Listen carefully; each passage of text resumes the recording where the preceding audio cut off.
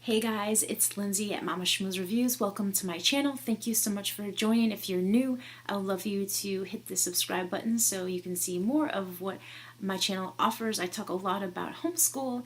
I do product reviews and book reviews for moms and a lot of homeschool reviews of things that my family is liking. I have a 3.5-year-old son and a 5-year-old daughter in kindergarten, and in today's video I'll be sharing a really fun book that my family is liking a lot. It's called Living Long Ago.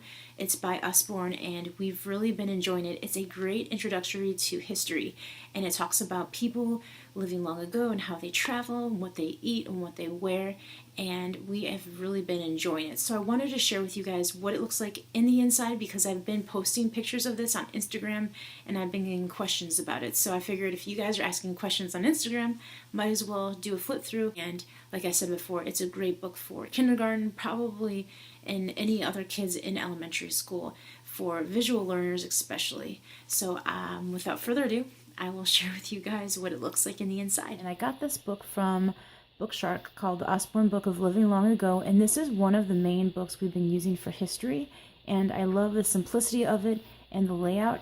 It's really, really interesting, and it's, like I said, it's so simple for a kindergartner, and even my 3.5-year-old likes to look at the pictures. So they talk about clothes and fashion, what the people live in, the houses, and how they eat, and travel and transport. So first of all, they start with like the first clothes. I'm trying not to get that glare for you guys.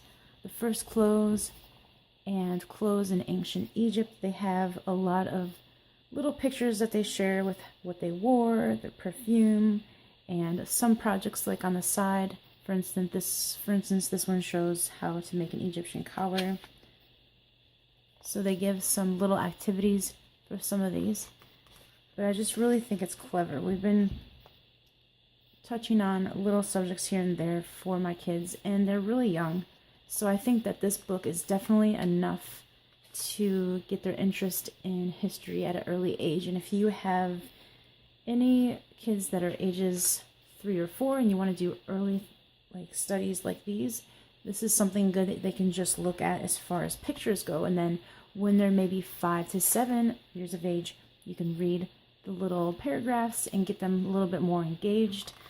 This is also a good book for a reader that's already reading in elementary school to just read on their own. Whether you're homeschool or you're not, this is a very fun book to share with your kids, to show them like as far as what they've worn and how their houses look like and how they've traveled from as early as the first people in ancient Egypt and Rome and the Europeans. I love this book so much. I read this book to my kids probably about once or twice out of the week. We do history, not too much, but I felt like this book is definitely one of our favorites that we've gotten from Bookshark for history. And you can also do a lot of the activities that they put on the side of the pages. We've definitely done a few of those, so it's really cool. Or you could get some ideas off of the projects, maybe not do it exactly like they do it. We did like an Egyptian collar made out of paper plates, but they used something else and theirs was a little more fancier. So you could always make it with whatever you guys have in your house. This is food and eating. So I would say that this is a good book for kindergartners because Bookshark did recommend it. So I would say 6 to 7-year-olds would really enjoy this. My kids are a little bit younger, so we don't really use this book every single day. But you could. If you have first graders or second graders, this is definitely a great book. This is some of the stuff that they ate in the medieval times, and this was really interesting to me. One of the facts: the soup was made in a pot above the fire. The pot was emptied out only once a year before Lent. So they basically kept the soup in there, heating up every single day, and they did not wash it out only once a year. So that was something interesting that I learned. So I'm learning a lot with my kids. Also, the really cool things about these books is you can go at a slow pace, and the medieval banquets is definitely something fun that you can work with and make your own banquet and have your own little party at your house and make some of these recipes.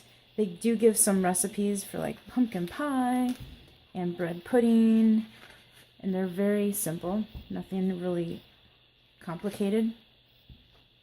So we are definitely, like, I would say halfway through this book, and we are really enjoying it. So this is just a little review on the Bookshark Suggestions for History, and this is an Osborne book, and if you guys are familiar with Osborne, you know that it's a great resource to get a lot of fun books, because they also have books that are internet linked, and you can look up on the internet some really fun videos that go along with the studies that you're doing. So this is just a flip through for every little page, and I hope this helps you guys deciding whether or not you want to choose a book like this for your history for your kids that are in elementary school. Like I said, this is something that you could incorporate in curriculum, or if your kids just like history, this is just such a great resource for that. Here's the index.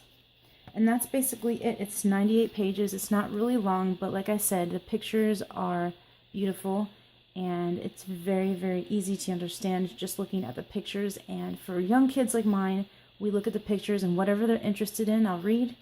And for kids that are already reading, they can read this to themselves, and it's so cool. I love the activities, like I said, and I love the recipes. And you can make this into unit studies and just travel around the world and talk about all of these fun things, and definitely incorporate science within this. I try to incorporate science in it as much as I possibly can to get 2 subjects all in one in a very simple way for my kindergartner, and it's been pretty successful. Not every single time, but most of the time there's like lots of ways to incorporate science in it, especially for like the traveling pages of how they traveled. So that is it. I hope you guys like this review. Let me know in the comments down below if you have this book, or if you have your favorite history book from Osborne or any other companies. Share it down below for all the other moms that are looking into history books for their kids. I would love to see what you guys are using. Thanks again for watching Mama Schmooze Reviews. I will see you guys in my next video. Bye.